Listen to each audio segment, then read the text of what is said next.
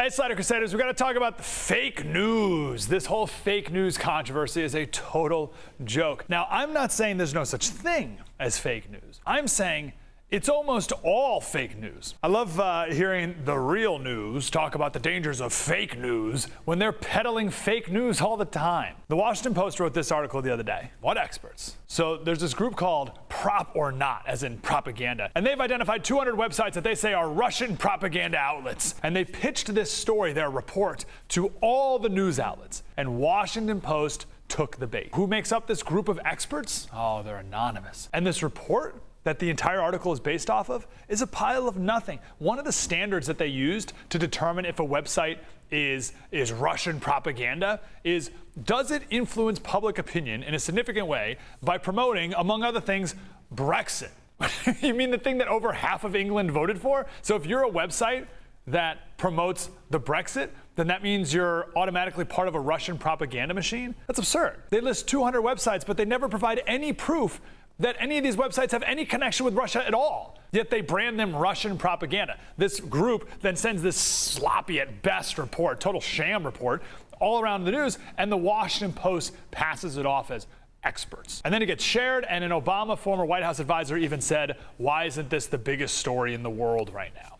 Isn't that fake news? I'll give you another example, the controversy of the alt-right. That's all fake news. A few weeks ago, right after the high of having their grand dragon Donald Trump elected president, the alt-right had their big convention in Washington, D.C. 200 people showed up. It was treated in the press like it was the great uprising of white supremacists in America. But as Jim Garrity notes, 300 people showed up to the annual Mermaid and Merman convention in Cary, North Carolina last year. 7,000 people showed up to BronyCon, where adults dress up like characters from My Little Pony. 7,000. The media loses it when 200 losers show up at a convention like it's the greatest movement in the country, but there's way more adults who dress up as My Little Pony characters. The rise of the alt-right is fake news. And then you get straight hoaxes, like the University of Louisiana Lafayette Muslim student who said her hijab was ripped off by Trump supporters. She admits that never happened. I mean, there's hundreds of these. The 3 black women in Albany who said they were attacked by white riders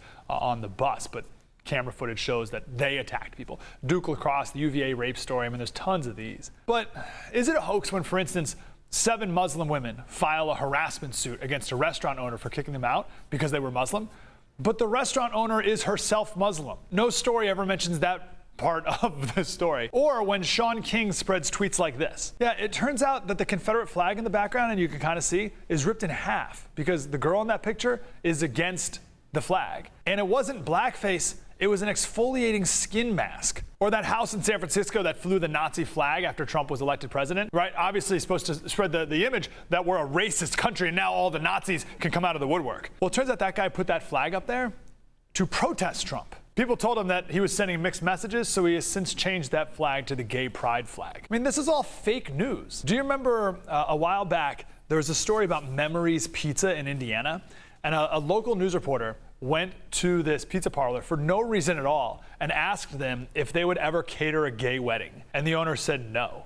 As if any gay couple would ever have their wedding catered by a pizza parlor. And they were attacked for weeks by people with their fake outrage based on a never gonna happen hypothetical that was forced on them for no reason, attacked mercilessly. That's fake news. How about BuzzFeed News the other day? Chip and Joanna Gaines' church is firmly against same-sex marriage. Wow, shocking. Christians believe in Christian beliefs. That's fake news. Or how about the reporter from Mike asking on Twitter if anyone's been harassed by a Donald Trump supporter? There's a YouTuber, Matt Christensen, who wanted to see if she would do any journalism at all. He sent her a completely made-up news story, and she just printed it like gospel without any follow-up questions at all. That's fake news. Stories about fake news are fake news. The idea that fake news is new is fake news. There's always been fake news. Benjamin Franklin made up fake news stories all the time, including the one where he wrote in his newspaper, the Pennsylvania Gazette, that Indians were cutting off colonists' scalps and sending them to the King of England and members of Parliament as trophies. He wrote this because he wanted the people of Europe to hate the British even more, right? And get them on the colonist side. Made up.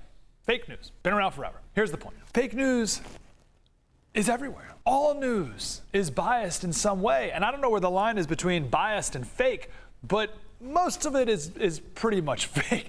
And they're all biased because they're all written by people, and we're all biased. So the goal should not be to eliminate fake news. That's impossible. The goal should be for all of us to be better trained at recognizing fake or biased or flimsy news. We need more discernment and skepticism. Don't just believe something because someone on TV says it. For instance, when Castro died, everyone on TV just repeating this lie that Cuba has higher literacy rates and lower infant mortality rates than America. That's not true. Do you really think that the country that has forced abortions for babies with possible birth defects is going to give accurate numbers to the United Nations about their infant mortality rates? That's insane. And literacy is very different than enlightenment. People of Cuba may have a high literacy rate, but that doesn't mean they're very enlightened, which is sort of my point, because are we? If you're concerned about fake news and you really believe that it's possible to come up with some cure to solve it, no, that's not very enlightened. You have to know that any cure to get rid of fake news is going to be worse than the disease itself. We just have to be better consumers of news. And once you know what fake news looks like, you realize it's everywhere, even on the real news.